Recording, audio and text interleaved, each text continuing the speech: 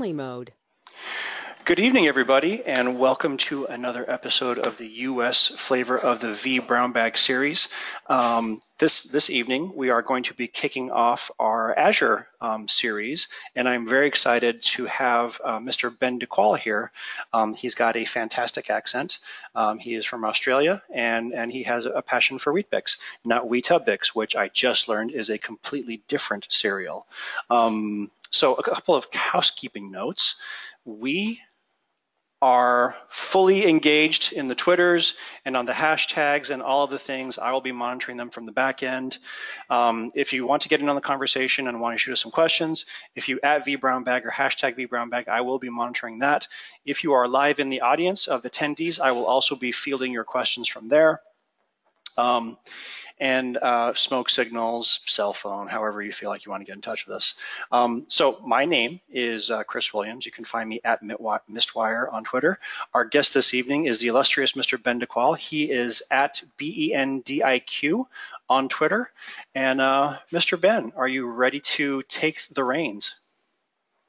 Yeah, I'm just a bit concerned when people call me Mr. a lot. That's why. It's scary. You know, I believe you have to say my handle out loud. You can't spell it out. You've got to say it out loud. It sounds better. All right, I have cut over the buttons to you. You should see some buttons now. Excellent. So yeah, look, I work at Microsoft. That said, I'm a technologist. I work in our Intelligent Cloud CTO team. I do a lot of our technical leadership across Azure applications and infrastructure, which means I pretty much a lot of our solution architects, our TSPs, you may see in the field, you may work with, if you see out there at your Azure as a customer, as a partner, or as one of our software vendor partners as well. I try and represent them in Redmond and also work with our product engineering teams. What I have got today is trying not to be too biased. I've taken out some of the architecture out of our decks. I'm trying not to make it all PowerPoint centric as well. So if you go over to my actual Edge browser, I'm using Edge, guys, because I'm trying to love that. But of course, I've got Chrome over here too. I will be showing you a lot of real things, and I'm really happy to dive really into any questions as we go today. I mean, I think it's better if it's interactive. If people have questions, jump on, type them in, we can go into them. So I'm not sure where we want to start in terms of what Azure is, but the background of Azure actually started in 2008. Microsoft launched a product called Red Dog in 2008, and this then went live to the public, being branded as Windows Azure in 2010, I think it was. So it's been around for far longer than I think people realize. One of the interesting things that happened, and I've been at Microsoft 5 years now, so I sort of still at the end of this when I first joined. And when we first had Azure go to the market as Windows Azure, then Microsoft Azure, getting away from the Windows name, we were not providing any infrastructure services. It was all platform-based services. So bring your code, run it as a web app, run your service in this manner, and run it on Azure, which is kind of, when we start looking at where we're going in terms of serverless architectures and trying to run things in a simple manner in that way, is where we all want to try and get to. But the reality is that we have a lot of infrastructure along the way that we have to take with us and then transform as we move towards what's appropriate. And some of these things too, I mean, never do change. I mean, I know customers still with AS400 sitting on premises running contracts from 70 years ago. So it's kind of interesting. Now, this is one of my most hated slides in the world because we keep changing it. So I've stopped updating and just put it in the browser because we did have 50 regions 2 months ago. We now are up to 54 regions for Azure around the world.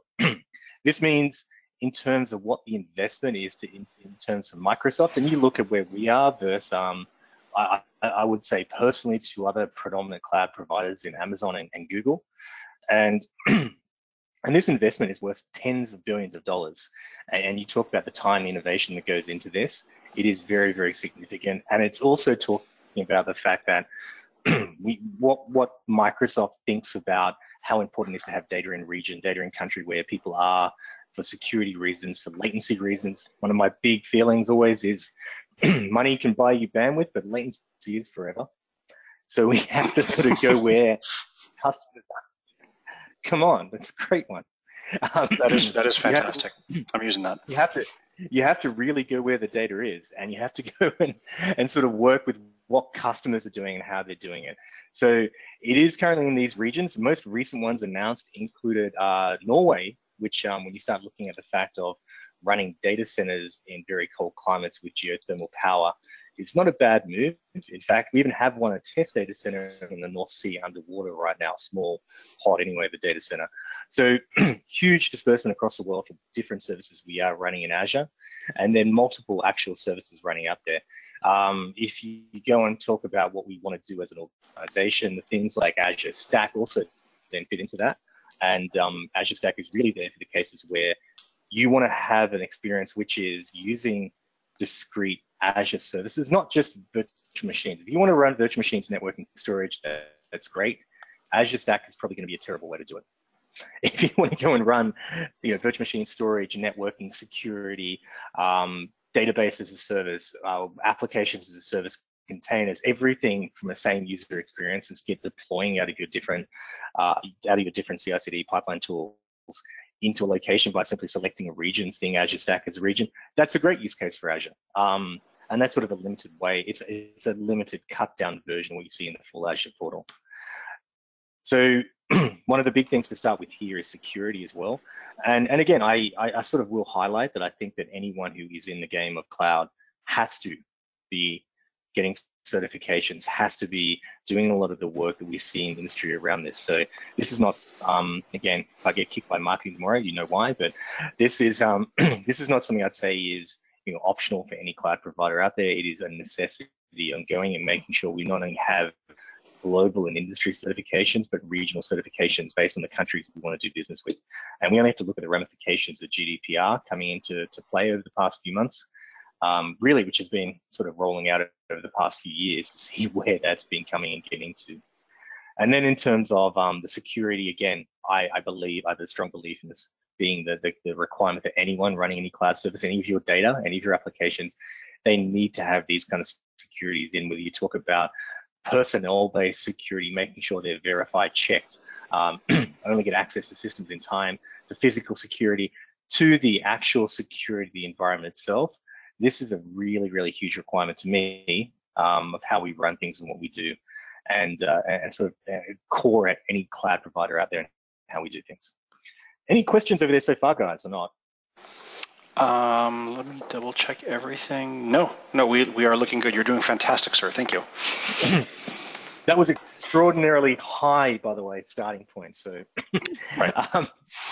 We'll get into a lot of the basis of what we offer inside of Azure, what you're going to see inside of Azure, and there are certifications. You want to go and get certified with Azure today. We have architecture development and infrastructure-centric exams, but also you'll see those moving into more specializations around data, AI, and other workloads in the future too. But we sort of have at the basis of a lot of what we run here, our compute, storage, networking, and management. So you'll see everything in the compute space. Now, we do, by the way, have IaaS since about 2015, happy to hear, 2014. We started to say, okay, people do need virtual machines. We'll let that happen. So we have virtual machines, which are running really just as you see a VM today. There's a whole range of different SKUs across the build. So high memory, high performance, high storage. And we also put these in availability sets and availability zones. We have multiple data centers in the same physical region. And you can go and start using concepts like scale sets, where you start running templates of your VMs and run hundreds at a time and scale them back down automatically, and other processes like using the Azure Batch and the way we do maintenance here. Really interesting thing that's sort of been coming out in the cloud, you may or may not have seen over the past 2 years, is the reality that not everything is going to be able to sit on virtual infrastructure or a virtual environment. There are instances where we need bare metal access to machines, and this can be for a variety of reasons. It can be performance-based. It could be actually also down to the fact of security and compliance, where you want a dedicated machine. So there are also physical machines available in Azure to do a variety of things, including interesting one is Cray inside of Azure. We have Cray supercomputers in Azure. We have also the ability to have SAP HANA large instances, which I think we talked about having with up to 40 terabytes of memory at SAP Sapphire a about a month or two ago. There is dedicated physical HSMs available too, where you want tamper-proof, 140-3 compliant HSMs to actually manage your security keys inside of the cloud that you can't, that can't be tampered with by someone else, and replicate with your on-premises HSMs, as well as what else do we have?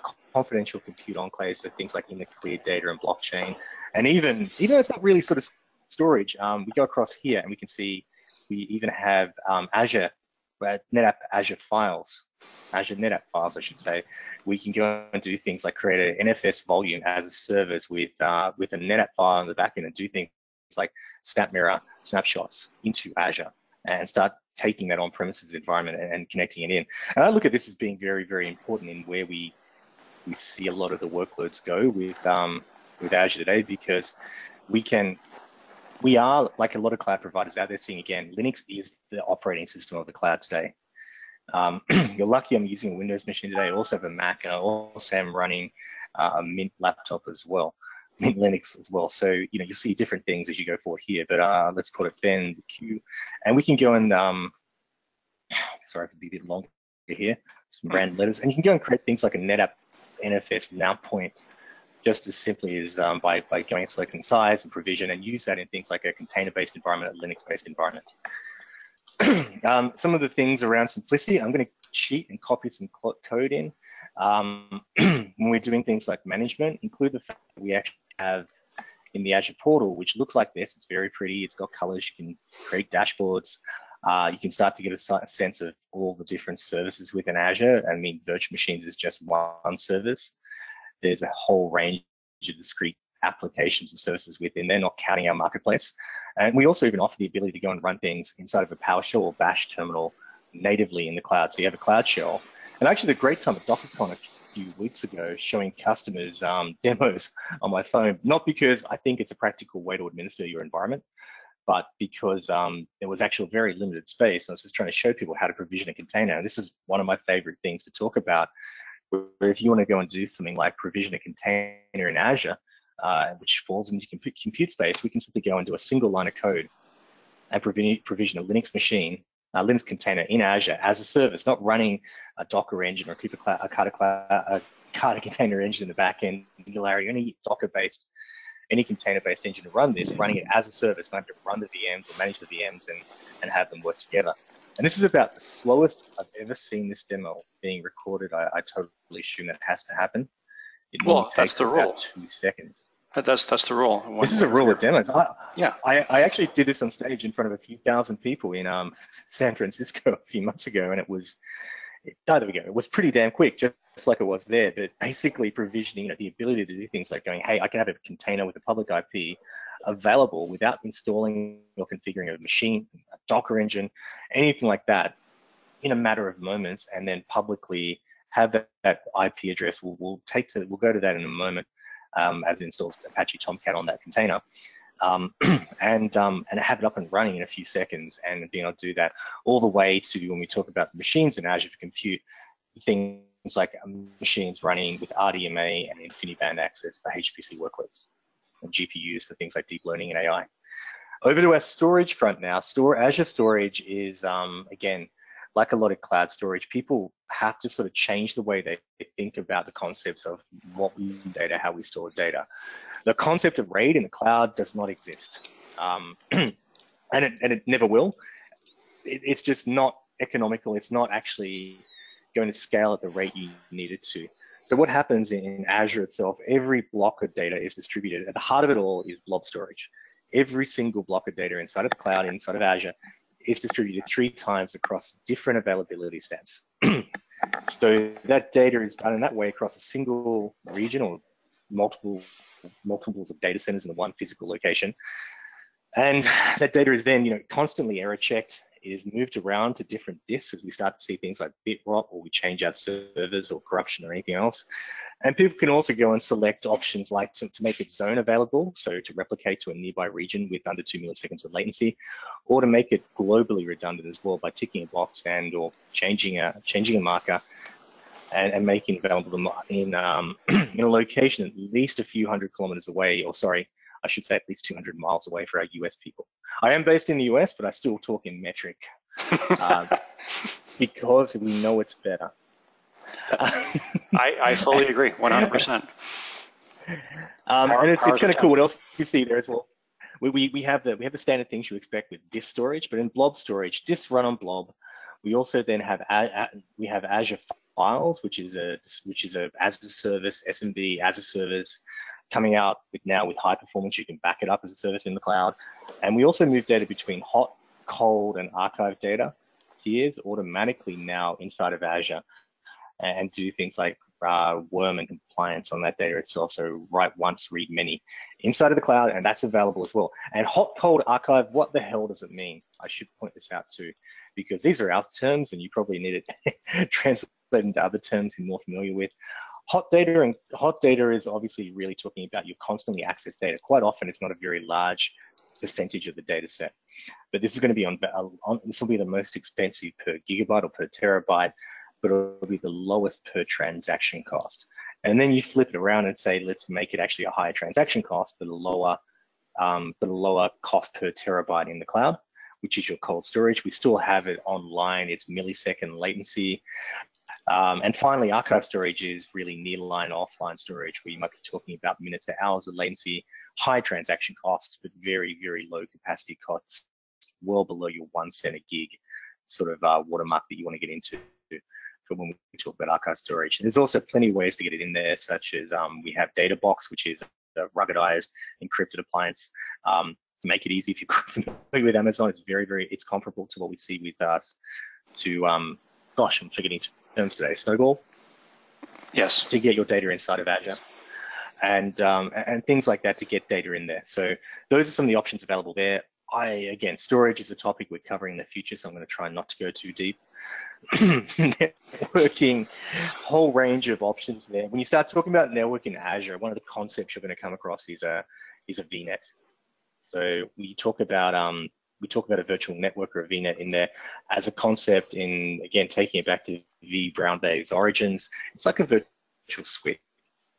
You'll create a VNet inside of Azure, and then you create multiple subnets and translate into VMware terms, port groups, or vPort groups inside of the VNet to go and create your different subnets in there.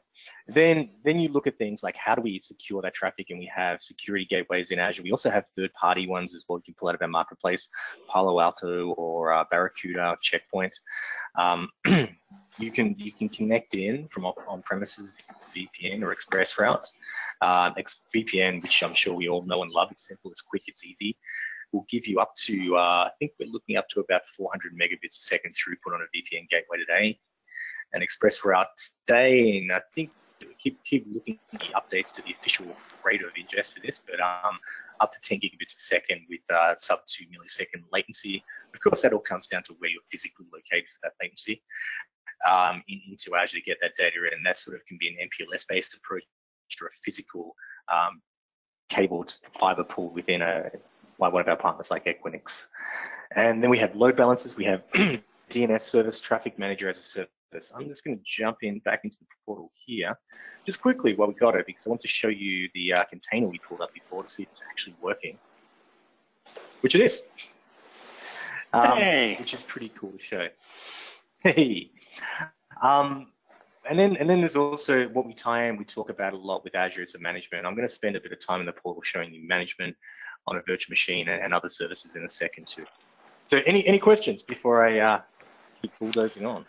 Actually, there was one quick question from Graham. He was wondering why there were so many regions in Germany. Okay, let's go back to that one. Why are there so many regions? Well, you don't have to go all the way back. It was just it's just a PowerPoint here. No, I'm not really doing the slides. I'm just talking, guys. Right. It's Germany started off. There was a huge demand in Germany initially. So you'll see here there are sovereign clouds as well. So what binds the Azure regions together, the standard Azure regions, is they actually do have the common directory space. So if you can set up your authentication, connect in, and then do it from the one portal across multiple regions around the world. But then you have sovereign cloud. Sovereign cloud is going to be for locations where it's going to have data government classified data. So in the US, we have we call FedRAMP in the United States, doing US Gov sovereign data, and it's classed for details there. Australia has 2 sovereign clouds in there which are actually classed for classified data, classified government data, which in Australia means, you know, the fact that platypuses aren't real. Hey. And they're just made up. Don't tell anyone. And in Germany itself, Germany started off with sovereign clouds, and now they're expanding. Obviously, there's a huge amount of compliance around the financial industry in Germany and the government. They're very, very strict policies around what they do with data, how they protect data and information. So they started with sovereign cloud, and now we're putting non-sovereign cloud data centers in there to take more commercial-based workloads that they want to move in. The advantages of having non-sovereign cloud, of course, is the same directory structure across all of these, and as well as the fact that services will become available far faster in non-sovereign cloud than in the sovereign cloud due to the certification process you have to go on. The regulations for that country you're doing it for. Other ones to call out that we have here for it is, of course, the one for Germany, which is EU-based. Australia was one again. The US have multiple regions. And China, which we also codename Mooncake. The initial regions there were not being run by Microsoft. They were being run by an external party under the requirements. It's only for Chinese companies.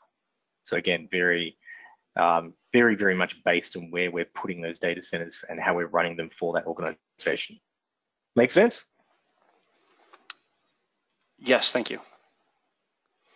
Cool. I'm going to go through a little bit of the management here. This is one of the things I actually really like, is the fact we have the ability to go and use GUIs, which is cool, right? If you're starting off, it's a great place to work. But as you get more advanced, you want to do things quickly. You also want to do things, you want to automate things, you want to set up infra as code. And we have that. You simply do a container here. This is inside of Bash, inside of an Azure portal. We're not running it on our machine. We even have things like Terraform built in natively into the Azure Cloud Shell. So you can go and run your infra as code and start looking at different things without even have to run things locally on your machine. And this is great here. We've got Ansible in here as well. You can go and provision machines, set up policies. And we also, as you would expect, also have a PowerShell option as well. Funnily enough, we have more features in Bash than we do in PowerShell because we keep building a lot of this stuff out there, particularly with our cloud native development team now, product engineering team, which are doing things like Azure Container Service, Azure Kubernetes Service, Azure Container Instances inside of Azure. But we're having things come out faster into Bash than we even do to PowerShell. We can then start to look at what we can do with machines about management here. And the big call out where you see what we talk about Azure is Linux machines, open source workloads are very much a first party workload inside the cloud. So this is an Ubuntu machine here. We can see we provision a basic machine, set it up, it's running. But if we want to do things like manage this and set up, like start to monitor, well, let's set up auto shutdown, start up. This is built in. Again, you can set whole policies instead of doing it by machine across hundreds of machines, thousands of machines at once. But you can set up auto shutdown. You can start doing things like backup as a service, where you can start going, well, I want to back this machine up at 7 o'clock every evening, and just tick a box to put that in place. And even do things like DR as a service, where you're replicating with application consistency snapshots across multiple Azure regions, so you can do traditional DR like we think about on premises. Because when we talk about DR in the cloud, it's really about building resilient apps. We still back up data, we build them in a resilient way, but not everyone, when they're moving their applications to the cloud, has the luxury of doing that straight away. So this is doing very traditional type backup, where you can select a different region to replicate your data to, how often to do your backup, what kind of backup to connect it to, how often to keep even your point-in-time copies. I am running stupidly slow today, so you can do retention policies. I'm going to take hourly snapshots of that data. It's going to be constant replication down to I think probably look at it maybe down to about 2 minutes as a reasonable recovery point objective. And then with hourly snapshots, so if we actually need to roll back due to corruption, we can do that. And we build a lot of these things directly into the management layer of the Azure portal to try and make it as simple as possible for the customers to try and find things really easily. You'll see that as well when you start looking at the ability to go and look at metrics and diagnose what's happening. Taking it quick question, Ben. Yeah, shoot. For the DR piece, was the DR piece applicable to any VM with any flavor of operating system, or is that for Windows only? Oh, that's a great question. I actually showed you an Ubuntu machine. Oh yeah, okay. It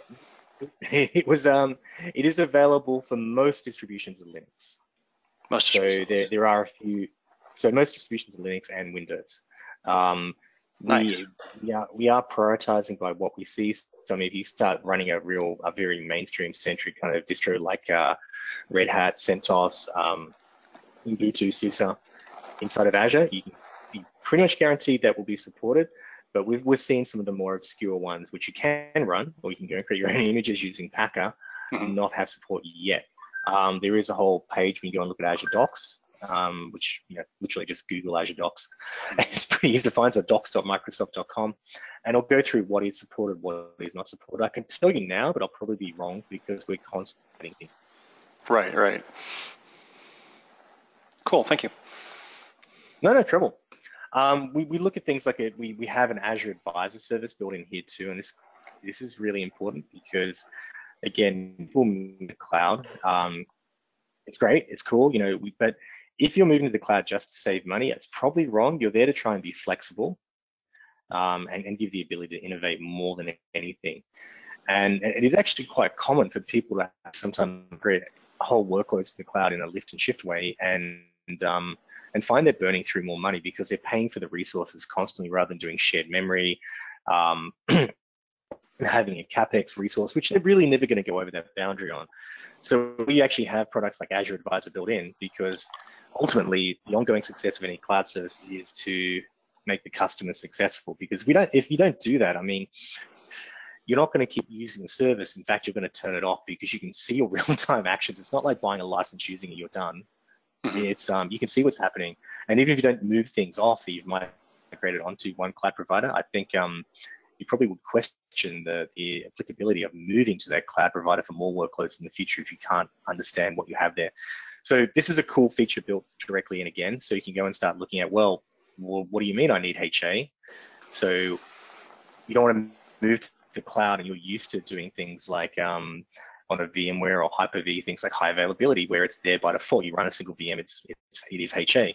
On Azure, this is only set up on premium storage and still 99.9% SLA on a single VM. So you would have balanced sets, you would have managed disk, you would have different things in the back end set up to give you that fault tolerance you probably are used to having by default. I mean, the cloud, it has a lot of these considerations in there too.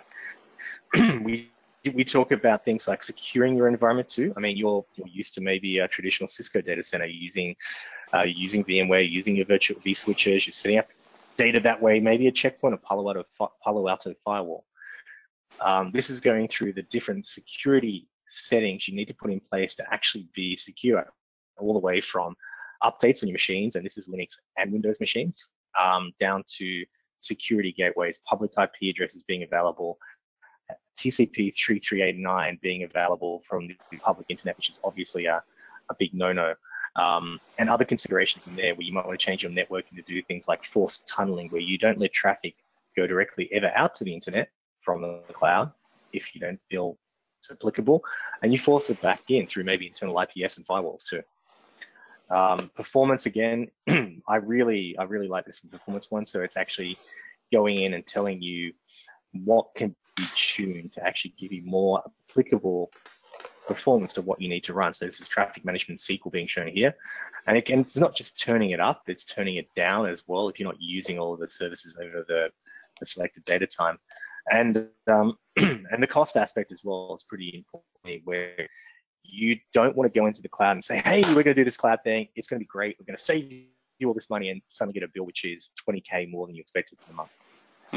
And 20K is sort of being kind to some companies, I've seen.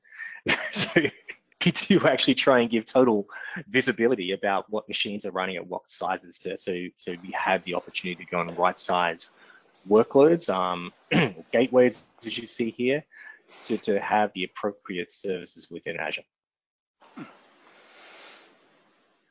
I've now got to go through the steps of remembering what parts of the dashboards opened up. Some of the other things you're going to see in Azure as well, which are very interesting.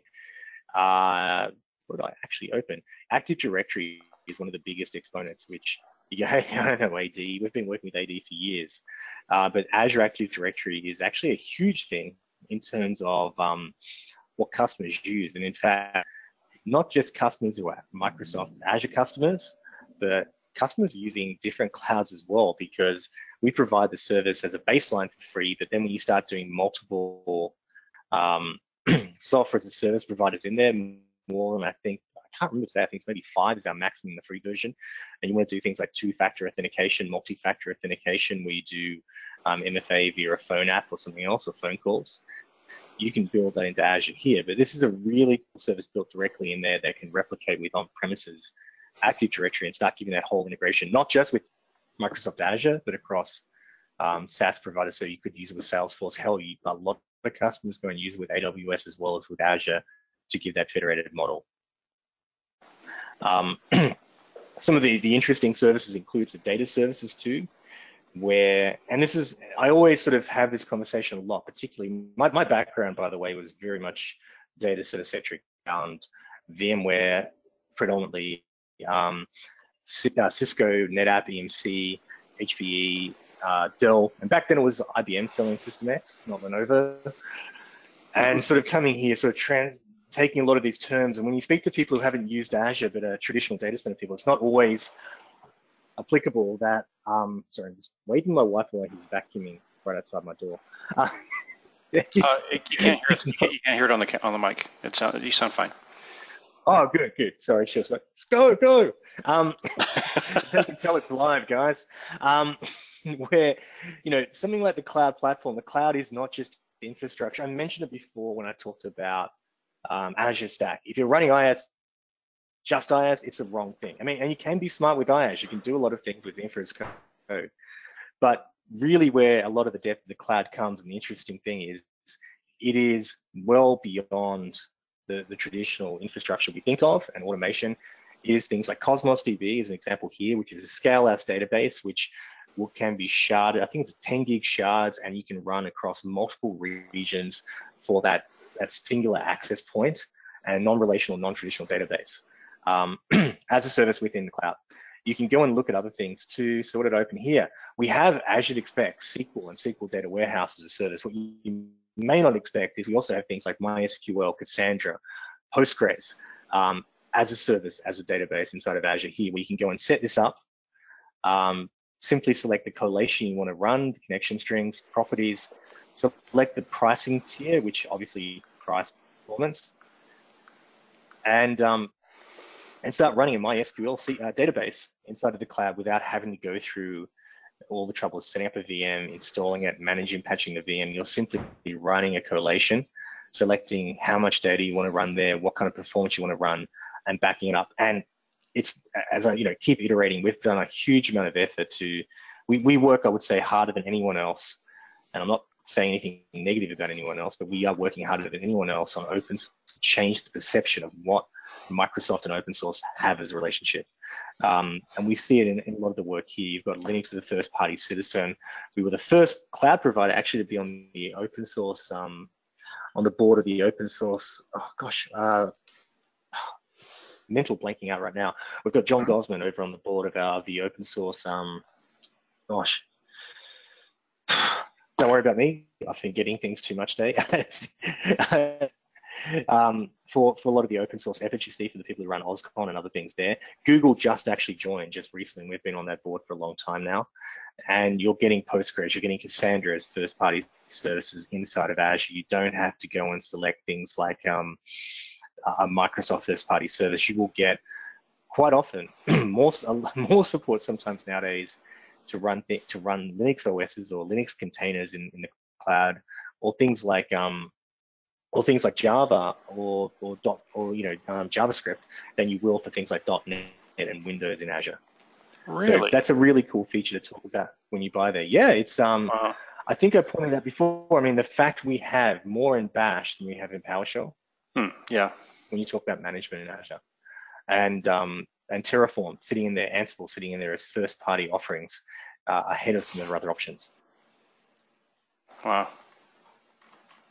It's a big surprise to a lot of people. As I said, we have to work harder on this, I think, than anyone else, and we have to keep being held accountable for this. And I can tell you right now, when we talk with Red Hat, when we talk with Cloudera and other companies like that who have open source focused centric products, we work very, very tightly with them, and we have to work harder on this than anyone else, because if you look at our history, and I'm happy to say this before I joined, but if you look back, and you can probably find some Steve Ballmer stamping around on stage perspective saying that Linux and open source is a cancer. Right, right. It's not a good thing. While the reality of it today is, it is really what is happening on the cloud. We're 100%, still building and supporting and doing work around Windows. But when you look at the way we build our products, it's always looking at both as equal citizens.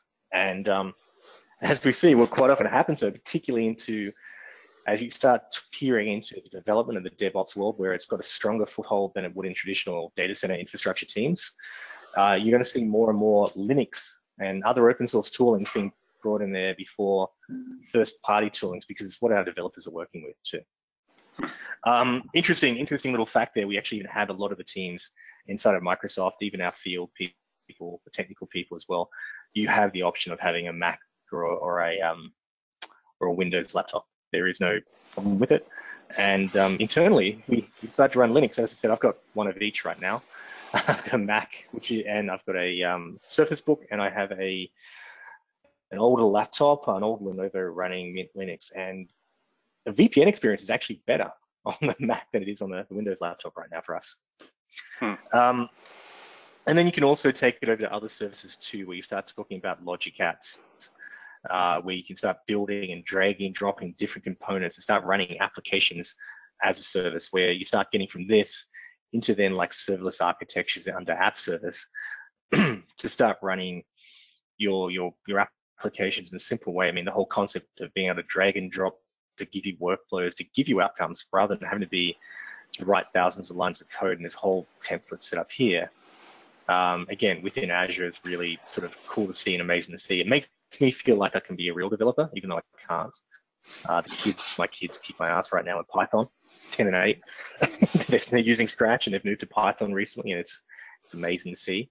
And there's other things in there too, which you probably would not even think about when you start thinking about cloud providers and services we have. And I showed you briefly before, there are hundreds of services here before we start even looking at our partner services like containers, batch, CDN, storage, notification hubs, Redis cache, everything else.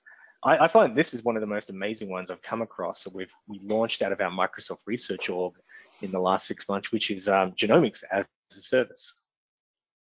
The whole concept so when you start talking about things like research or data analysis, the whole concept of getting your data sample, which would say through an IoT connected sample device, would be your first degree of data, gets copied into an Azure storage account. You look here, there are very few options of how you configure what you set up. It's really your keys, your access, and that's it, storage.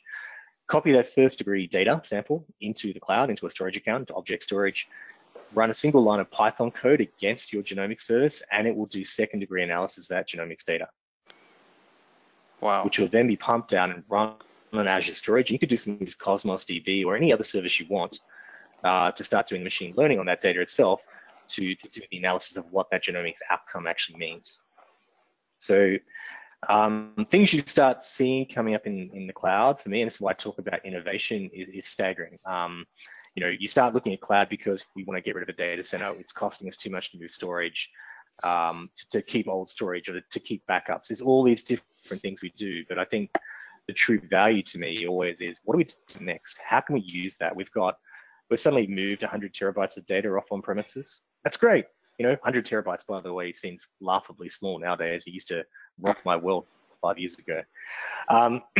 But what do you do next with that? Start the requirement to come up and start doing a new application or build a new workflow. How does that change? And it's really interesting. And I think, the ability to go and do it. We had one organization start doing that with call recordings, and they went from, we just need somewhere cheap to store these call recordings for 7 years, which then next became, well, let's index all these data and start indexing it with our CRM and start pointing to the exact links.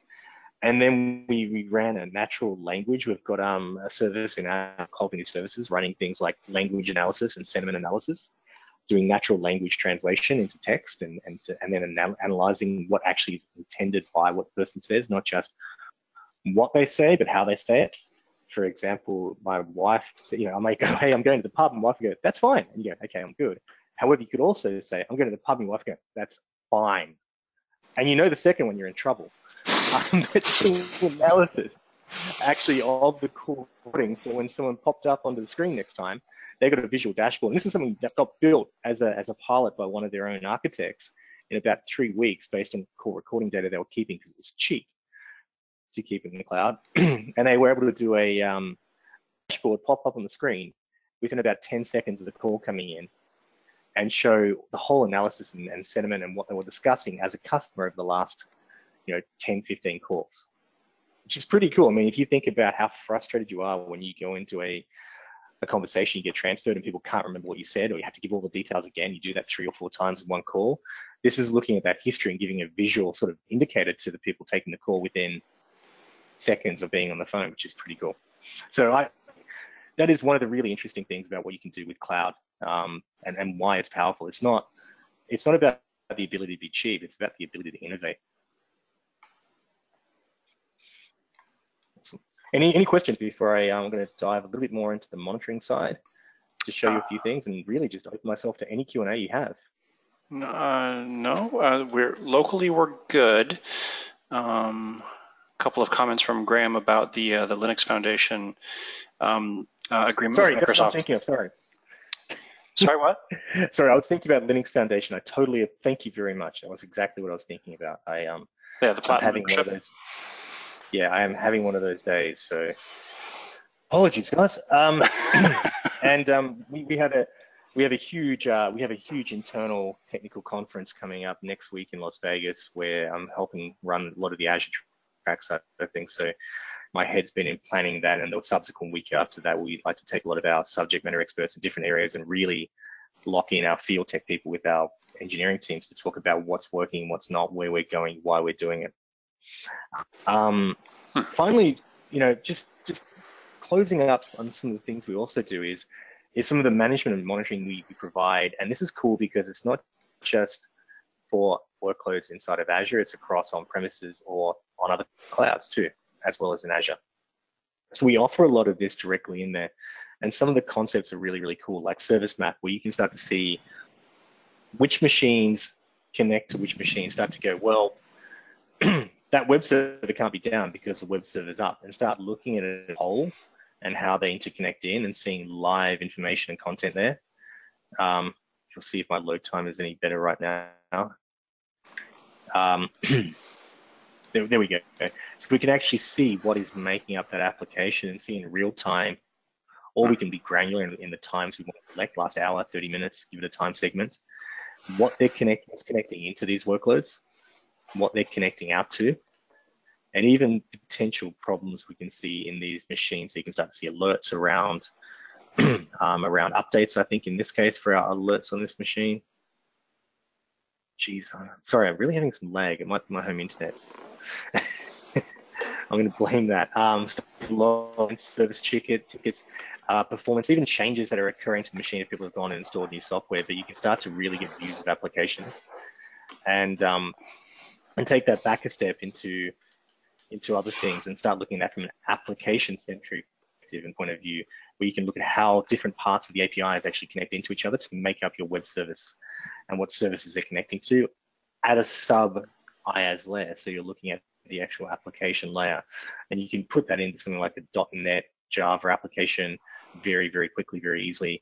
Start managing containers, backup, SQL health checks, AD health checks, network security groups, performance across your network, even system updates out of Azure Portal too. So there's a lot of stuff we've put in there, and you're seeing the evolution really here of where we've taken on-premises monitoring and started to go, well, what about monitoring across all workloads on our cloud and also on premises and other as well? A quick question. Yeah, sure. The previous monitoring options, does that require an agent on every machine? This one here, it depends which one. There's a single bootstrap agent, which will run for all of these options except application map, which you would actually put into your code. Okay, thank you. That makes sense. So there's a bootstrap agent, and to be honest, there's a lot of work that goes into making those agents lightweight. And to start talking about multi-site, multi-cloud, there is no real way of going an agentless approach to that. All things that have been reviewed and discussed. Trust at length. Right. Interesting as well is some of the stuff like IoT on Azure 2, which I'm only just going to show a PowerPoint for here, which is a huge buzzword, but what IoT means to us as Microsoft is not just, having devices and then processing data. And I always think about IoT really as a vacuum cleaner for ML and deep learning. But it's also making sure the connectivity is secure. And one of the initiatives we even did here, and this is sort of, it does tie into Azure as part of it, is to Azure Sphere, which is really a secured, hardened OS that can be run on any device for IoT-enabled devices, which is actually based on our Xbox platform, because that is one of the most targeted platforms in the world, strangely enough. You wouldn't realize it, but a lot of people try and take these consumer devices where they're sitting on your home network, no firewalls or little firewalls. You might have your Netgear router sitting there, and they're targeted, and they've never actually been hacked. If you go and have a look on the web, there is a bounty for anyone who can penetrate one of the Xboxes in that way. And so we've actually taken a lot of the work we did there, which is not just software, it's in this silicon as well, and we've made this available out to a partner to talk about the fact, it's not just about having the IoT devices out there gathering data, they're taking action. They're doing things like, running your power grids, for example. And you don't want the option where someone can hijack that power grid and suddenly, like some of the doomsday movies, take over. So there's a lot of work going in around there. And that's called Sphere. The OS is called Sphere. Azure Sphere, yeah. Let me just pull it up here, shall we? Azure Sphere, which is a really cool thing to go and look at when you start to think about it. It's thinking about that whole hybrid scenario. We announced it in April RSA Conf, where it really is about that connectivity and the performance and sort of the security of your devices out there when you look at all the devices you have in place. So other things I can think of off the bat as well include high performance computing, which includes things like GPU, deep learning, AI, InfiniBand, RDMA connection. Really interesting to see the fact that you'll have customers and people doing weather mapping scenarios, running thousands of cores to calculate weather cells, so you can call emergency dispatches on Azure today. We have multiple autonomous driving projects and GPUs and things like FPGAs available to run a lot of this data on. ML services, I showed you quickly things like Cosmos DB, but there is workbenches, modelers, everything as a service in Azure. And I quickly mentioned cognitive services in an example, but things to do as a service. When you talk about AI for all, not everyone out there is a data scientist that can go and build and then train their own model.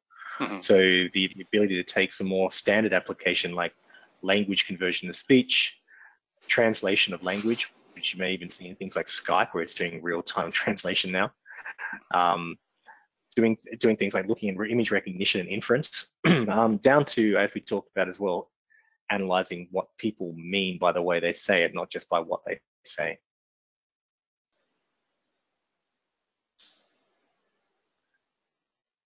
Awesome.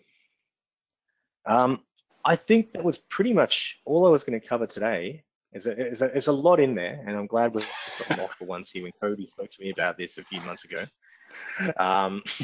and then convinced me over a beer when he crashed in my spare room about a month and a half ago. He was sort of going, "Where do we even start?"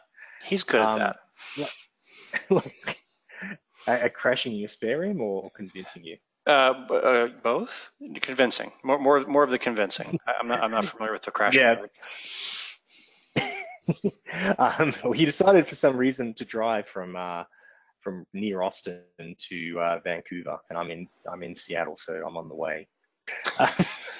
So you know, it's a hard thing whenever you talk about if you get someone and I'm sure you're going to get this. You've had the same thing. If you get someone going, "What's AWS?" There's a lot in there. It's very complex. There's huge amounts of APIs. There's diverse ranges of options and first-party products and tools and discrete tools, virtual machines, things you can run, partnerships, and then as well as that third-party things you can pull out of a marketplace where you could start running. Hey, I'm going to do Pivotal Cloud Foundry as a service, which people do. Really interesting ones even. I mentioned Terraform before, and Hashi have gone and built things like Terraform as a service inside of app, where you can go and where you can actually go and run this across multiple subscriptions out of the marketplace and spin it up really, really quickly. It's pretty cool to see the amount of things available. It's also daunting at times to work out, what do I use? Where do I start? So I think it's always the best thing you can do is start going and looking at first and foremost, what do I need to try and achieve, and start looking at an application or workload or project by project, rather than try and put your mouth around that fire hose and suck it all in.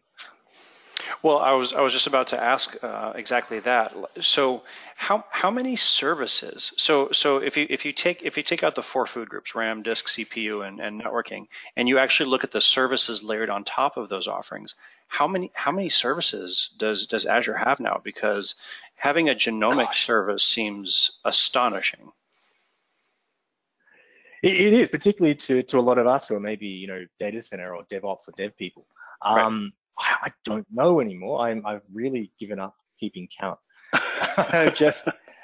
It was sort of like, I sort of take it back to when you first joined Twitter 10 years ago, whatever it may have been.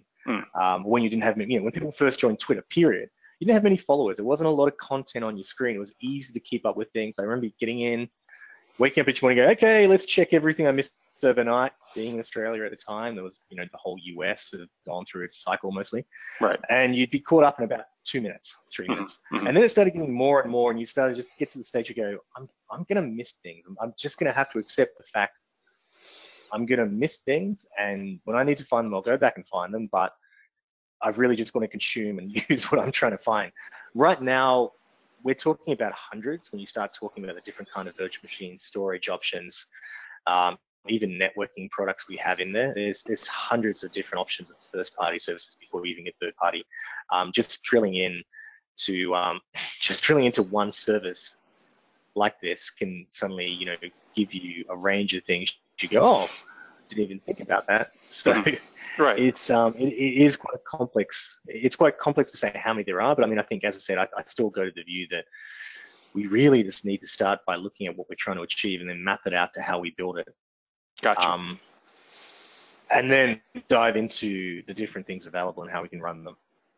So I've actually just clicked on, I've even got myself all confused on this one. So there's probably hundreds of services, some of the most commonly used.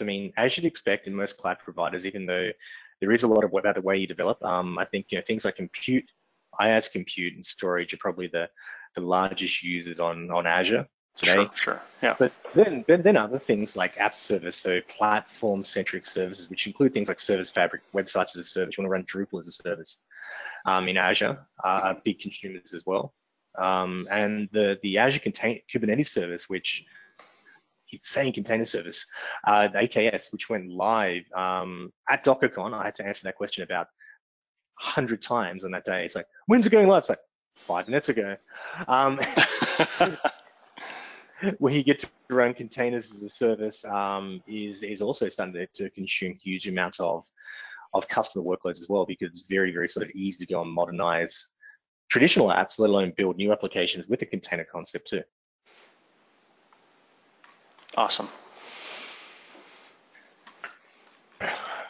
What else did you want to? Anything else I can cover for you? Was that okay? Or is that a good start? Do you think for the weeks ahead? I think that is. The first broad strokes of a system as massive as a here's all the cloud offerings from Microsoft. That's never gonna you're never gonna squeeze that into 60 minutes. But that was a fantastic pass. One of the things that probably just before I go away on and finish it up too is one of the best things to look at if you want to start using something like Azure as a platform. Is this the right one for? Is the Azure Virtual Data Center. This is on our Azure Docs page. So I just searched for it, Azure Virtual Data Center. This is really interesting because it covers off, this may not even be the one I'm after. Oh no, it is Virtual Data Center. Because it covers off what do you need to do to start building a data center in the cloud. This is doing an Azure lens on it. So great, you've played around with some virtual machines. You may have run a logic app. You may have run whatever else, but now you want to run it for real. This is really, really good because it takes into account things like identity, management of identity and people, connectivity, securing, and a lot of the basics you need to get set up. Even things like how do I manage my subscription before you want to start running things in anger in the cloud too. So I definitely point people to start looking at the Azure Docs architecture page as well for things like that. Really, really useful if you are looking at doing this more than just playing around and getting certified or getting experienced on it. Very cool, very cool. In preparation for our listeners who are going to be watching the next episode, any recommendations? Read this document, of course.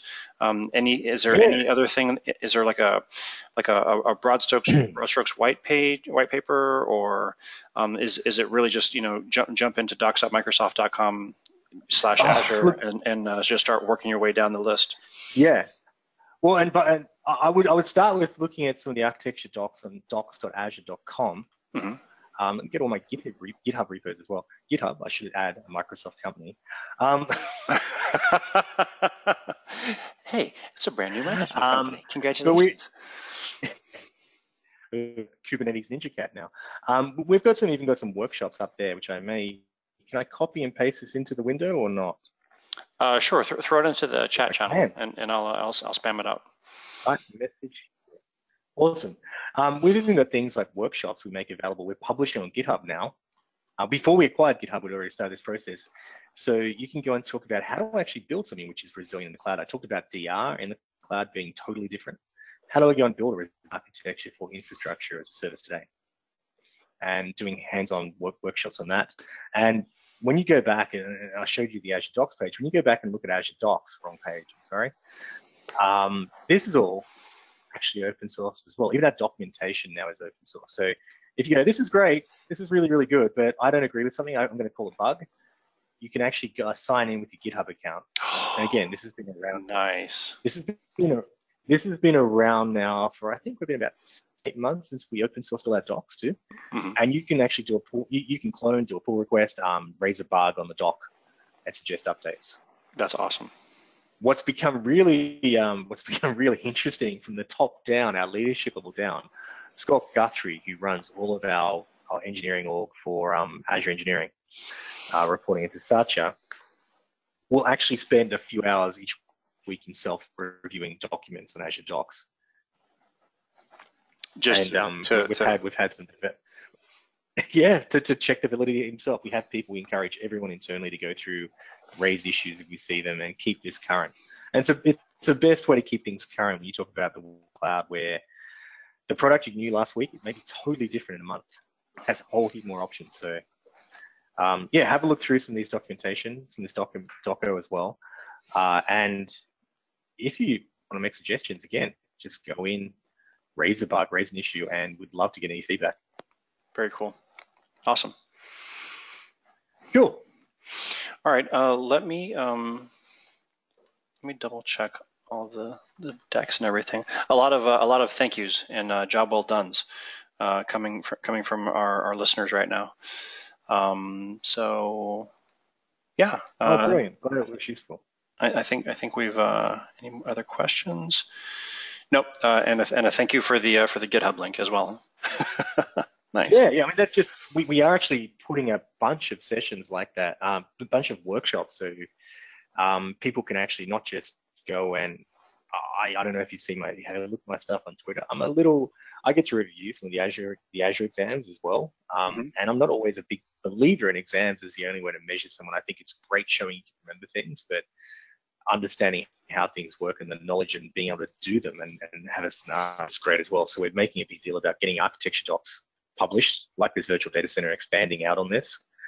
And those workshops you see, if you go and follow the bouncing ball from the one I showed you, there are actually other ones about building a web app on Azure as well. And I'm building a web app on Azure and doing things like even doing rendering in the cloud, where you can say, hey, I want to be like one of these media production customers and render some images and data myself, which kind of gets pretty full on as well. If you look at some of those things like how to train your Dragon 2, I think we're talking about like 60 million compute core hours. Oh yeah, wow. So I'll also add a DevOps workshop on there too. But yeah, anyway, I saw there's a little thing at the top too, just talking about an Azure for Dummies. I doubt anyone on this call is dumb. I would disagree with that notion. I'm extraordinarily stupid. No. So dumb and stupid are different things. Let's be clear. Personally, I'm ignorant, but I think there is a lot of guides and the official training documentation online to get you started. Cool. That's a great place to get started. There's a lot of basic Azure docs to jump into as well to get yourself started in Azure docs. It'll go all the way, as I said, that building a virtual data center is a great place to start to go and learn the basics. But even just going there and start saying, well, if you go back to the Azure docs page for a second there, you want to go and say, I want to provision a Linux virtual machine. Here's a weird duality, by the way. Go into Linux and it'll tell you how to provision a machine via Bash or Terraform or Ansible. Go into Windows and it'll show you a GUI, which nice. Or it did about 2 months ago, which I don't think is really fair, because a lot of the Windows-centric people will be using Terraform or Bash or whatever else. We have also, if you go down the page here, there is a lot of stuff. We were remember to go. There's a whole heap of quick starts right there, where we've actually paid for free Plurals training to get people that ground-up approach. Very nice. So really, concepts getting covered, probably in a far, far more structured and better way than I just did.